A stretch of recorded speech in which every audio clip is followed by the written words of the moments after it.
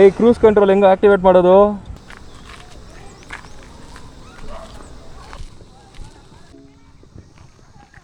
ಇವನೇ ನೋಡಿ D V ಅವ್ರ ಜೊತೆ ಬಂದಿದ್ದ ವ್ಲಾಗಲ್ಲಿ, ಅವನದೇ ಗಾಡಿ.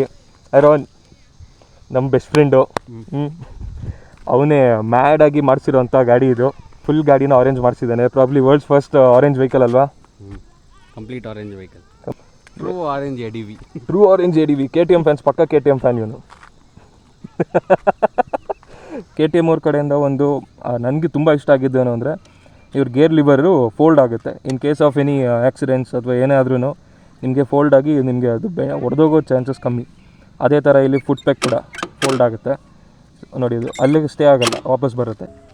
ಹಾಯ್ ಹಲೋ ಎಲ್ರಿಗೂ ನಮಸ್ಕಾರ, welcome back to my channel. So ನಾವು ಇವತ್ತು ರಿವ್ಯೂ ಮಾಡ್ತಿರೋ ವೆಹಿಕಲ್ ಬಂದು the world's first KTM orange, complete orange, KTM 390S. So ಇದನ್ನು ನಾವು ಸ್ವಾಪ್ ಮಾಡಿಸಿರೋದು. ಬೈಕ್ನ ನೀವು ಫೆಮಿಲಿಯರ್ ಅಂತ ಅನ್ಕೋಬೋದು, ಯಾಕೆಂದರೆ ಇದನ್ನು ನೀವು DV ಚಾನಲಲ್ಲಿ ನೋಡಿರ್ತೀರ. ಈ ಬೈಕ್ ಬೇರೆ ಯಾರ್ದು ಅಲ್ಲ, ನನ್ನ best friend ರೋಹನ್ದು.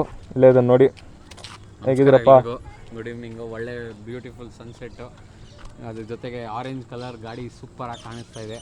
Matching it's again personal choice. ಬರ್ತಾ ವೈಟ್ ಬರುತ್ತೆ ಮುಂದ್ಗಡೆ ಹಿಂದ್ಗಡೆ. ನಾವು ಸ್ವಾಪ್ ಮಾಡಿ ಫುಲ್ ಆರೆಂಜ್ ಮಾಡಿರೋದು, ಟ್ರೂ ಆರೆಂಜ್ ADV. ಏನೋ KTM ಅಂದರೆ ಒಂದು ಆರೆಂಜ್ ಇರಲಿ ಅಂತ ಅನಿಸುತ್ತೆ, ಅದ್ರ ಟ್ರೂ ಕಲರ್ಸ್. ಇವಾಗ ಯಮಹ ಅಂದರೆ ಬ್ಲೂ ಕಲರ್ ಬರುತ್ತೆ, ಡ್ಯುಕಾಟಿ ರೆಡ್ ಬರುತ್ತೆ, KTM ಆರೆಂಜು.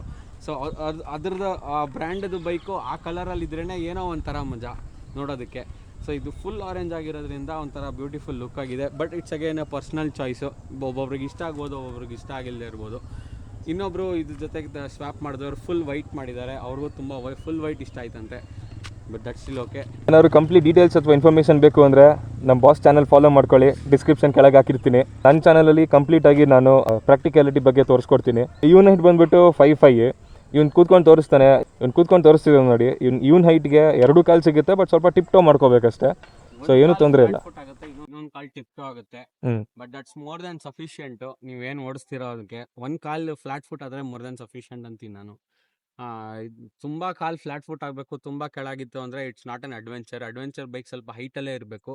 ಹೈಟಲ್ಲಿ ಇದ್ರೇ ನಿಮಗೆ ಅಬ್ಸ್ಟೆಕಲ್ಸ್ನ ಮೇಲೆ ಆಫ್ ರೋಡಲ್ಲಿ ಹೋಗೋಕ್ಕೆ ತುಂಬ ಕನ್ವೀನಿಯೆಂಟ್ ಆಗೋದು, ತುಂಬ ಆಕ್ಸೆಸಬಲ್ ಬರೋದು. ಸೊ ಹಳೆ ಜನ್ ಗಾಡಿಗಿಂತ ಇದು ತುಂಬ ಕನ್ವೀನಿಯೆಂಟ್ ಇದೆ, ಓಡ್ಸೋಕೆ ಮನೂವರ್ ಮಾಡೋಕ್ಕೆಲ್ಲ ತುಂಬ ಈಸಿ ಇದೆ, ಎಸ್ಪೆಷಲಿ ಫಾರ್ ಶಾರ್ಟ್ ರೈಡರ್ಸು. ಇದು ಇಂಡಿಯನ್ ಸ್ಪೆಸಿಫಿಕ್ ಮಾಡೆಲ್ ಆಗಿರೋದ್ರಿಂದ ಸೀಟ್ ಹೈಟ್ ಸ್ವಲ್ಪ ಕಮ್ಮಿ ಇದೆ, ಗ್ರೌಂಡ್ ಕ್ಲಿಯರೆನ್ಸ್ ಸ್ವಲ್ಪ ಜಾಸ್ತಿ ಇದೆ. ಆರಲ್ಲಿ ಬರೋದಂದರೆ ಇನ್ನು 870 ಏನೋ ಬರುತ್ತೆ, ಇದರಲ್ಲಿ 830 ಇದೆ. ಸೊ 5'5" ನನಗೆ ತುಂಬ ಈಸಿ ಕನ್ವೀನಿಯೆಂಟ್ ಇದೆ. ನೋಡ್ಕೊಂಬಿಡಿ, ಬೇಕಿದ್ರೆ 2 ಕಡೆ ತೋರಿಸ್ತೀನಿ. ಅವ್ನಿಗೂ 2 ಕಡೆ ಕಾಲಿಡೋ. ಸೊ ನೋಡಿ, 2 ಕಡೆ, ಒಂದು ಕಡೆ ಫ್ಲಾಟ್ ಫುಟ್ ಆದರೂ ಇನ್ನೊಂದು ಕಡೆ ಅವ್ನಿಗೆ ಟಿಪ್ ಟೋ ಮಾಡ್ತಿದ್ದಾನೆ. So that's not on issue. ನನ್ನ ಹೈಟ್ ಬಂದು 6 ಫುಟು, ಸೊ ನಾನು ಆರಾಮಾಗಿ ಕೂತ್ಕೋಬೋದು, ನನಗೇನು ಇಶ್ಯೂಸ್ ಇಲ್ಲ. ಸೊ ಶಾರ್ಟ್ ರೈಡರ್ಸ್ ಯಾರಿಗಾರು ಡೌಟ್ ಇತ್ತು ನೋಡ್ಕೊಂಬಿಡಿ. ಹತ್ತೋದು ಈಸಿ, ಇಳಿಯೋದು ಈಸಿ. ನಾನು ಕಂಪ್ಲೀಟ್ ನಿಮಗೆ ಪ್ರಾಕ್ಟಿಕ್ಯಾಲಿಟಿ ತೋರಿಸ್ತೀನಿ, ಇವನು ಕಂಪ್ಲೀಟ್ ಟೆಕ್ನಿಕ್ಯಾಲಿಟಿ ತೋರಿಸ್ತಾನೆ. So follow us both for more information. ಈ ಚಾನಲ್ ಏನಾದ್ರು ಇನ್ಫಾರ್ಮೇಷನ್ ಮಿಸ್ ಆಗಿದೆ ಅಂದರೆ ಇವನ್ ಚಾನಲ್ ಮಿಕ್ಕಿದ್ದು ಸಿಗುತ್ತೆ, ಓಕೆನಾ? ಸೊ ಬೇಸಿಕ್ಲಿ ಫಸ್ಟು ಡಿಸೈನ್ ಬರೋಣ.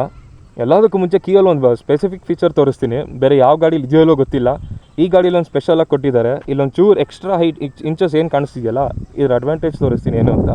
ಅವ್ನು ತೋರಿಸಿರ್ತಾನೆ, ಬಟ್ ಸ್ಟಿಲ್ ನಾನು ಹೇಳ್ತೀನಿ ನೋಡಿ. ಇಲ್ಲಿ ನಿಮಗೆ ಸ್ಕ್ರೂ ಡ್ರೈವರ್ ಹುಡ್ಕೋ ಅವಶ್ಯಕತೆ ಇಲ್ಲ, ನೀವು ಇಲ್ಲಿ ಸಸ್ಪೆನ್ಸನ್ ನೀವೇ ಅಡ್ಜಸ್ಟ್ ಮಾಡ್ಕೋಬೋದು. One of the best advantages ಇದು, ಓಕೆನಾ? ಡಿಸೈನ್ಗೆ ಹೇಳೋದಾದರೆ ಸಖತ್ ಸ್ಲೀಕಾಗಿ ಡಕಾರ್ ರ್ಯಾಲಿ ಇನ್ಸ್ಪೈರ್ಡ್ ತೊಗೊಂಡು ಚೆನ್ನಾಗಿ ಮಾಡಿದ್ದಾರೆ. ಮೆನೂವರ್ ಮಾಡೋಕ್ಕಂತೂ ತುಂಬ ಈಸಿ ಇದೆ. ಹೆಡ್ಲೈಟ್ ಲೆವೆಲಿಂಗ್ ಅಂತೂ ನಿಮ್ಗೆ ಅನ್ನಿಸ್ಬೋದು ಅನ್ನೋದು ಲೋ ಬೀಮ್ ಇಲ್ಲಿ ಮೇಲ್ಗಡೆ ಇದೆ. ಇದು DRH, ಇದು DRH. ಲೋ ಬೀಮ್ ಮೇಲ್ಗಡೆ ಇದೆ, ಪ್ಲಸ್ ಹೈ ಬೀಮ್ ಕೂಡ ಅಲ್ಲೇ ಬರುತ್ತೆ. ನಿಮ್ಗೆ ಅನ್ನಿಸ್ಬೋದು ಎದುರುಗಡೆ ಬರ್ತಿರೋನಿಗೆ ಕಣ್ಣು ಕುಕ್ಕುತ್ತೆ ಅಂತ, ಬಟ್ ನಾನು ಪರ್ಸ್ನಲಿ ಟೆಸ್ಟ್ ಮಾಡಿದ್ದೀವಿ, ಆ ಥರ ಏನು ಅನಿಸಲ್ಲ. ಹೈ ಬೀಮ್ ಹಾಕಿದ್ರೆ ಒಂದು ಸ್ವಲ್ಪ ಕುಕ್ಕುತ್ತೆ. ಬಟ್ ನೀವೇನಾದರೂ ಇದನ್ನು ನೀವು ಹೈವೇ ರನ್ನಿಗೆ ತೊಗೊಂಡೋಗ್ತೀರಾ ಅಂದರೆ ದಟ್ಸ್ ನಾಟ್ ರೆಕಮೆಂಡೆಡ್. ಏಕೆಂದರೆ ಸಿಟಿ ಯೂಸಿಗೆ ಪರವಾಗಿಲ್ಲ, ಹೈವೇಲಿ ನಿಮಗೆ ಸ್ವಲ್ಪ ಲೈಟ್ ಥ್ರೋ ಜಾಸ್ತಿ ಬೇಕು, ಪ್ಲಸ್ ಕವರಿಂಗ್ ಜಾಸ್ತಿ ಆಗಬೇಕು. So it's recommended for you guys to use auxiliary lights. ಇಲ್ಲಿ ಲೈಟ್ಸ್ ಹಾಕ್ಸೋದಕ್ಕೆ ಎಕ್ಸ್ಟ್ರಾ ಏನಂದರೆ ಇಲ್ಲಿ ಮೌಂಟ್ ಹಾಕ್ಸ್ಕೊಂಡಿದ್ದೇನೆ ಇವನು. ಇನ್ನು ನಾನು 390X ಕೂಡ ಓಡಿಸಿದ್ದೀನಿ. ಸೊ ಓವರಾಲ್ ಎಕ್ಸ್ಪೀರಿಯೆನ್ಸ್ ಹೇಳಬೇಕು ಅಂದರೆ ಎರಡಕ್ಕೂ ಕಂಪೇರ್ ಮಾಡಿದ್ರೆ, ನೀವು 1 ಲಕ್ಷ ನನಗೆ ಜಾಸ್ತಿ ಆದರೂ ಪರವಾಗಿಲ್ಲ ಅಂದ್ರೂ ನಿಮಗೆ ಫೀಚರ್ಸ್ ಸ್ವಲ್ಪ, ಈಗ ಕ್ರೂಸ್ ಕಂಟ್ರೋಲು, ಆಮೇಲೆ ಟ್ರ್ಯಾಕ್ಷನ್ ಕಂಟ್ರೋಲು, ಪ್ಲಸ್ ನಿಮಗೆ ಟ್ಯೂಬ್ಲೆಸ್ ಸ್ಪೋಕ್ ವೀಲ್ಸ್ ಬೇಕು ಅಂದರೆ ಎಸ್ಗೆ ಬನ್ನಿ. ಈ 3 ಮೇನ್ ಫೀಚರ್ಸ್ ಬೇಕು ಅಂದರೆ ನೀವು ಎಸ್ಗೆ ಬನ್ನಿ. Otherwise X is also more than sufficient. ಆಮೇಲೆ ಇದರಲ್ಲಿ 2 ಮೋಡ್ ಬರುತ್ತೆ, ಸ್ಟ್ರೀಟ್ ಮೋಡು ಮತ್ತು off road mode. Rain mode ಬರುತ್ತೆ, ಬಟ್ ನಾನು ಮೇಜರ್ ಕನ್ಸಿಡರ್ ಮಾಡ್ತಿರೋ ಸ್ಟ್ರೀಟ್ ಮತ್ತು off road mode. Off road ಮೋಡ್ಗೆ ಹಾಕಿದ್ರೆ ನಿಮಗೆ ಗಾಡಿದು ಕಂಪ್ಲೀಟ್ ಪೊಟೆನ್ಷಿಯಲ್ ಅನ್ಲಾಕ್ ಆಗುತ್ತೆ. ನಾನು 2 ಚೆಕ್ ಮಾಡಿದ್ದೀವಿ. ಪಿಲಿಯನ್ ನನ್ನ ವೇಟ್ ನನ್ನ ವೇಟ್ ಬಂದುಬಿಟ್ಟು ಅರೌಂಡ್ 102 ಇದ್ದೀನಿ ನಾನು. ಅವನು 80 kgs ಇದ್ದಾನೆ. ಇನ್ನು ನಾವಿಬ್ಬರು ಕೂತ್ಕೊಂಡು ನಾವು ಹೈವೇ ಟೆಸ್ಟ್ ಮಾಡಿದಾಗ ನಾನು 155 ಕ್ಲಾಕ್ ಮಾಡಿದ್ದೆ. ಟಾಪ್ ಸ್ಪೀಡು ಅದು ನಿಮ್ಮ ಇದ್ರ ಮೇಲೆ ಬಿಟ್ಟಿರೋದು. ಸೊ ಇನ್ನೊಂದೇನು ಅಂದರೆ ಇದರಲ್ಲಿ ಲೋ ಆ್ಯಂಡ್ ಟಾರ್ಕು. ಹಳೆ ಗಾಡೀಲಿ ಏನು ಇಶ್ಯೂ ಇತ್ತು ಇದರಲ್ಲೆಲ್ಲ ಫಿಕ್ಸ್ ಮಾಡಿಬಿಟ್ಟಿದ್ದಾರೆ. ನಾನು ಹಿಂದೆನೂ ಕೂತಿದ್ದೀನಿ, ಮುಂದೆನೂ ಕೂತಿದ್ದೀನಿ. ಮುಂದೆ ಕೂತ್ಕೊಳ್ಳೋಕೆ ನಿಮಗೆ ಅಜಗಜ ಅಂತರ ಡಿಫ್ರೆನ್ಸ್ ಇದೆ. ಯಾಕೆಂದರೆ ಹಿಂದೆಗಡೆ it's not made for pillion at all. ಈಗ ನನ್ನ ಹೈಟ್ ಇರೋನಿಗೆ, ಈಗ ನನ್ನ ಹೈಟ್ 6 ಫೀಟ್ ಅಂತ ಹೇಳಿದೆ ಅಲ್ಲ, ನನ್ನ ಹೈಟ್ ಇರೋನಿಗೆ ನಾನು ಇಲ್ಲಿ ಕೂತ್ಕೊಂಡ್ರೆ ನಿಮಗೆ ಪ್ರಾಬ್ಲಿ ಒಂದು 20-30 ಮಿನಿಟ್ಸ್ ರೈಡ್ಗೆ ನಿಮ್ಗೆ ಏನು ಅನಿಸಲ್ಲ. ಬಟ್ ಪ್ರೊಲಾಂಗ್ ರೈಡ್ಸ್ಗೆ ಹೋದರೆ ನೀವು ತುಂಬ ಕಷ್ಟ ಆಗುತ್ತೆ. ಟಾಲ್ ರೈಡರ್ಸ್ಗೆ ಅದು ರೆಕಮೆಂಡ್ ಮಾಡೋದೇ ಇಲ್ಲ ಪಿಲಿಯನ್ ಸೀಟ್ಗೆ. ಶಾರ್ಟ್ ರೈಡರ್ಸ್ ಕೂತ್ಕೋಬೋದು, ಬಟ್ ಅವ್ರ ಫೀಡ್ಬ್ಯಾಕ್ ಯಾವತ್ತೂ ಇನ್ನೂ ಬಂದಿಲ್ಲ ನನಗೆ. ಪ್ರಾಬ್ಲಿ ನೆಕ್ಸ್ಟ್ ಅಪ್ಕಮಿಂಗ್ ವೀಡಿಯೋಸಲ್ಲಿ ನಾನು ಏನೆಲ್ಲರೂ ಲಾಂಗ್ ಹೋದರೆ ಇವ್ನು ಹಿಂದೆ ಕೂತ್ಕೊಂಡು ಮಾಡ್ಬೋದೇನೋ, ನೋಡೋಣ. ಇದರಲ್ಲಿ ಇನ್ನೊಂದು ಮೇಜರ್ ಫಂಕ್ಷನ್ಸ್ ಏನು ಅಂದರೆ bidirectional quick shifter. So without wasting our time ಬನ್ನಿ ಗಾಡಿ ಹೇಗಿದೆ ಅಂತ ನೋಡೋಣ, ರೈಡ್ ಎಕ್ಸ್ಪೀರಿಯೆನ್ಸ್ ಮಾಡೋಣ ಹೇಗೆ ಅನಿಸುತ್ತೆ ಏನು ಅಂತ. ನನ್ನ ಹೈಟ್ ಬಂದು 6 ಫುಟ್ಟು.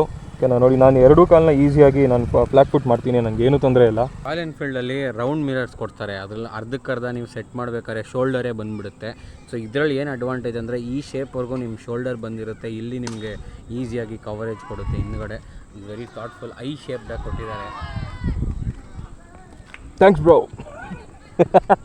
ಓಕೆನಾ, ಸೊ ನನಗನ್ಸಿದ್ದು ಇನ್ನೊಂದು ಏನು ಅಂದರೆ ಮೊಬೈಲ್ ಮೌಂಟ್ ಕೊಟ್ಟಿದ್ದಾರೆ. ಸೊ ಈಗ ನನ್ನ ಹೈಟಿಗೆ ಪರವಾಗಿಲ್ಲ, ನಾನೇನೋ ಅಡ್ಜಸ್ಟ್ ಮಾಡ್ಕೋತೀನಿ. ಸ್ವಲ್ಪ ಶಾರ್ಟ್ ರೈಡರ್ಸ್ಗೆ ಏನಿರ್ತಾರಲ್ಲ ಅವ್ರಿಗೆ ತುಂಬ ಡಿಸ್ಟರ್ಬ್ ಆಗುತ್ತೆ ಅದು. ಸ್ಪೆಷಲಿ ನಿಮಗೆ ಆಫ್ ರೋಡ್ಗೆ ಹೋಗಬೇಕಾದ್ರೆ ಅದು ಸ್ವಲ್ಪ ಡಿಸ್ಟರ್ಬ್ ಆಗುತ್ತೆ. ಇವ್ನು ಹೋಗಿ ಬಂದಿದ್ದು ರೀಸೆಂಟಾಗಿ ಆಫ್ ರೋಡು, ಶಾರ್ಟ್ ಕ್ಲಿಪ್ಸ್ ಹಾಕ್ತೀವಿ ಇಲ್ಲಿ, ನೋಡ್ಕೊಳ್ಳಿ ನಿಮ್ಗೆ ಹೇಗೆ ಅನಿಸುತ್ತೆ ಅಂತ. ಬಟ್ ನನಗೆ ಅನ್ಸ್ದಂಗೆ ಅವ್ನ ಫೀಡ್ಬ್ಯಾಕ್ ಪ್ರಕಾರ ಆಫ್ ರೋಡಿಂಗಲ್ಲಿ ಕೂಡ ಏನೂ ಇಶ್ಯೂಸ್ ಆಗಲಿಲ್ಲ, ಈಸಿಯಾಗಿ ಹತ್ಕೊಂಡೋಯ್ತು. ನಿಮಗೆ ಬೇಕಾದ್ರೆ ಒಂದು ಸ್ವಲ್ಪ ಕಾನ್ಫಿಡೆನ್ಸ್ ಡೌನ್ ಇದ್ರೂ ಇರ್ಬೋದು, ಬಟ್ ಬೈಕಿಗೆ ಮಾತ್ರ ಫುಲ್ ಕಾನ್ಫಿಡೆನ್ಸ್ ಇರುತ್ತೆ. ನಾನು ಮಾಡ್ತೀನಿ ಭಾಷೆ ಕರ್ಕೊಂಡು ಹೋಗ್ತೀನಿ ಅಂತ ಅವ್ನು ಹೇಳ್ತಾನೆ. ಬೈಕ್ ಫುಲ್ ಕಾನ್ಫಿಡೆನ್ಸ್ ನಿಮ್ಮನ್ನ ಎಲ್ಲಿ ಬೇಕಾದ್ರೂ ಕರ್ಕೊಂಡು ಹೋಗುತ್ತೆ. ಬನ್ನಿ ಸ್ಟಾರ್ಟ್ ಮಾಡೋಣ. ಥ್ರಾಟಲ್ ರೆಸ್ಪಾನ್ಸ್ ಕೂಡ ಅಷ್ಟೇ, ಪ್ರಾಬ್ಲಿ 1 ಸೆಕೆಂಡ್ ಡಿಲೇ ಏನೋ ಇರ್ಬೋದು, 0.5 ಸೆಕೆಂಡ್ ಏನೋ ಡಿಲೇ ಇದೆ. But that's manageable. ನೀವೇನು ರೇಸ್ಗೇನೂ ಹೋಗ್ತಿಲ್ಲ, you are just touring. So actually very great touring ಇದೆ. ಆಫ್ ರೋಡಲ್ಲಿ ಇಟ್ಟಿದ್ಯಾ? ಈಗ ಆಫ್ ರೋಡ್ ಮೋಡಲ್ಲಿದ್ದೀವಿ. ಬನ್ನಿ ನೋಡೋಣ ಗಾಡಿ ಹೇಗೆ ಪಿಕಪ್ ತೊಗೊಳುತ್ತೆ, ಏನೋ ಡಿಫ್ರೆನ್ಸ್ ಇರುತ್ತಾ ಅಂತ ನೋಡೋಣ.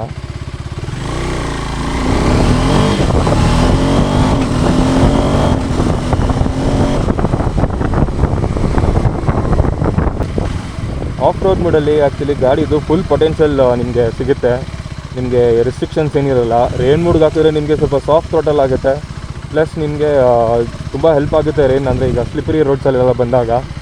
ಆ್ಯಂಡ್ ಸ್ಟ್ರೀಟ್ ಮೋಡ್ಗೆ ಹಾಕಿದ್ರೆ ನಿಮಗೆ ಕಾಮ್ ಆ್ಯಂಡ್ ಕಂಪೋಸ್ ರೈಡ್ಗೆ ತುಂಬ ಹೆಲ್ಪ್ ಆಗುತ್ತೆ. ಇನ್ನೊಂದು ಬೆಸ್ಟ್ ಫೀಚರ್ ಏನು ಅಂದರೆ ಈ ಗಾಡಿದು ಕ್ರಾಲ್ ಫಂಕ್ಷನ್ನು ಇವಾಗ ಆ್ಯಡ್ ಮಾಡಿದ್ದಾರೆ. ಎಷ್ಟೊಂದು ಗಾಡಿ ಇದೆ, ಬಟ್ ಇದರಲ್ಲಿ ಆ್ಯಡ್ ಮಾಡಿದ್ದಾರೆ ನೋಡಿ. ಸೆಕೆಂಡ್ ಗೇರಲ್ಲಿ ಹಾಕಿದ್ದೀನಿ, ಕ್ಲೀನಾಗಿ ಹೋಗ್ತಾ ಇದೆ, ಕ್ರಾಲ್ ಮಾಡ್ಕೊಂಡು ಹೋಗ್ತಿದೆ, ಏನೂ ಇಶ್ಯೂಸ್ ಇರಲ್ಲ. ಸೊ ಇವಾಗ ನಾನು 4th ಗೇರಲ್ಲಿದ್ದೀನಿ, 30ಯಲ್ಲಿದ್ದೀನಿ. ಗಾಡಿ ಎತ್ಕೊಳ್ಳೋದೆಲ್ಲ ನೋಡೋಣ. 4th ಗೇರು 30, 40 ಹಿಂಗೆ ಎತ್ಕೊಳ್ಳುತ್ತೆ.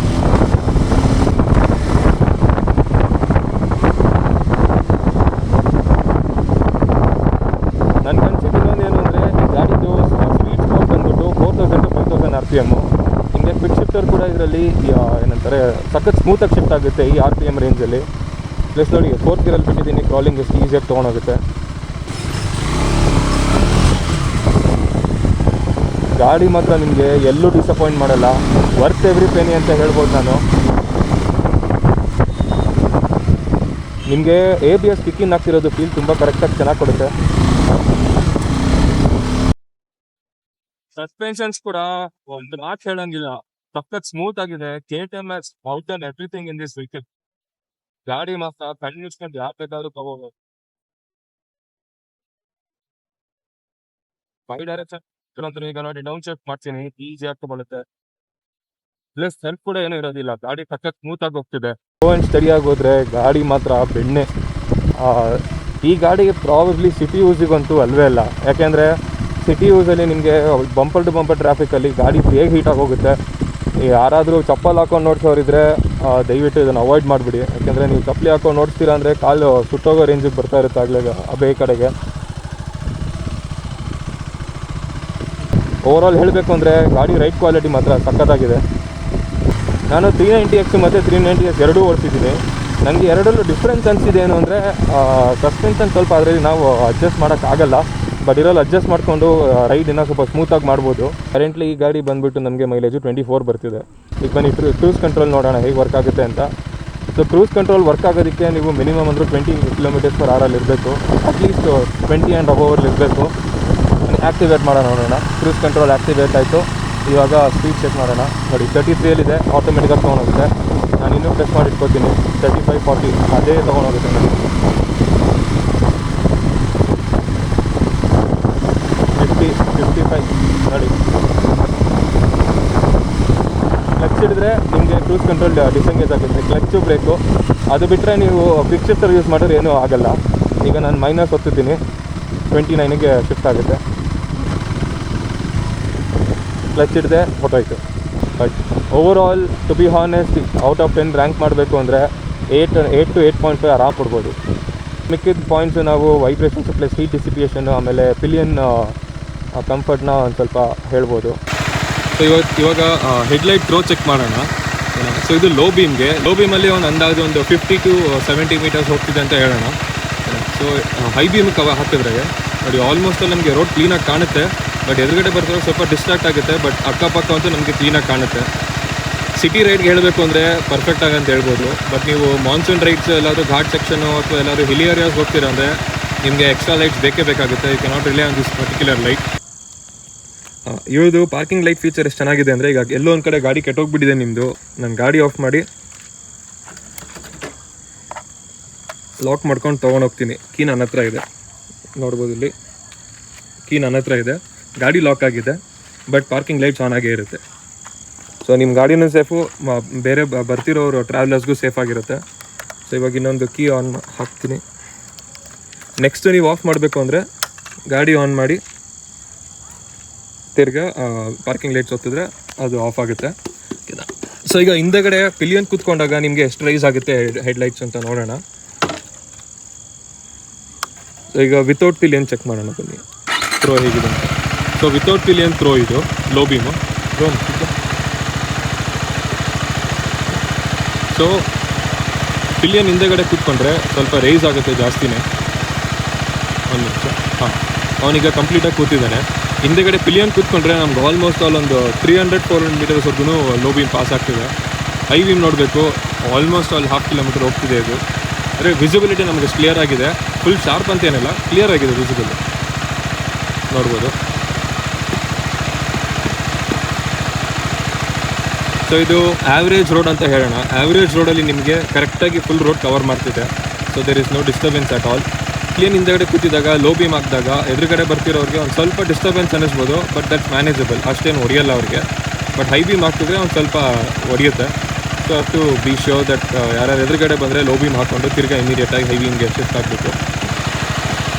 ಪ್ಲಸ್ ಇನ್ನೊಂದು, ಈಗ ಹೈ ಬೀಮ್ ಹಾಕಿದ್ರೆ ಲೋ ಬೀಮ್ ಕೂಡ ಸ್ವಲ್ಪ ಡಿಮ್ ಆಗುತ್ತೆ. ಸೊ ಅವ್ರು ಹೇಳೋ ಪ್ರಕಾರ ಏನು ಅಂದರೆ ಇದು ನಾಮ್ಸ್ ಪ್ರಕಾರ ಹಾಗೆ ಕೊಟ್ಟಿದ್ದಾರಂಥವ್ರು ನೋಡ್ಬೋದು. ಹೈ ಬೀಮ್ ಹಾಕ್ತಿದ್ದಂಗೆ ಲೋ ಬೀಮ್ ಡಿಮ್ ಆಗುತ್ತೆ. ಟೆಕ್ನಿಕಲ್ ರಿವ್ಯೂ ಹೇಗೆ ಅನಿಸ್ತು ಆಮೇಲೆ ಪ್ರಾಕ್ಟಿಕಲ್ ರಿವ್ಯೂ ಹೇಗೆ ಅನಿಸ್ತು ಅಂತ ನಮ್ಮ ಕಮೆಂಟ್ ಸೆಕ್ಷನಲ್ಲಿ ತಿಳಿಸಿ. ಏನಾದರೂ ಫೀಡ್ಬ್ಯಾಕು ಅಥವಾ ನಿಮಗೆ ಕ್ವೆಶನ್ಸ್ ಏನಾರಿದ್ರೆ ಡಿ ಎಮ್ ಮಾಡಿ. ನಮ್ಮ ಇನ್ಸ್ಟಾಗ್ರಾಮ್ ಐ ಡಿನ ಇಲ್ಲಿ ಮೇಲೆ ಹಾಕಿದ್ದೀನಿ ನೋಡಿ, ಬರ್ತೀವಿ. ಡಿಸ್ಕ್ರಿಪ್ಷನಲ್ಲಿ ಲಿಂಕ್ ಕೂಡ ಕೊಟ್ಟಿರ್ತೀನಿ. ಕ್ಲಿಕ್ ಮಾಡಿ ಡಿ ಎಮ್ ಮಾಡಿ, ನಾವು ಆನ್ಸರ್ ಮಾಡ್ತೀವಿ. If you don't answer just will take some time. ದಯವಿಟ್ಟು ಬೇಜಾರು ಮಾಡ್ಕೋಬೇಡಿ, will get back to you. Like ಮಾಡಿ, ಶೇರ್ ಮಾಡಿ, ಫಾಲೋ ಮಾಡಿ, ಹಾಗೆ ಸಬ್ಸ್ಕ್ರೈಬ್ ಮಾಡೋದನ್ನು ಮರಿಬೇಡಿ. ಬೆಲ್ಲೈಕನ್ ಫ್ರೀ ಆಗಿರುತ್ತೆ, ಒತ್ತಿ. ನೆಕ್ಸ್ಟ್ ಅಪ್ಡೇಟ್ ನಿಮಗೆ ಈಸಿಯಾಗಿ ಸಿಗುತ್ತೆ. See you guys in the next video. Bye bye. Take care.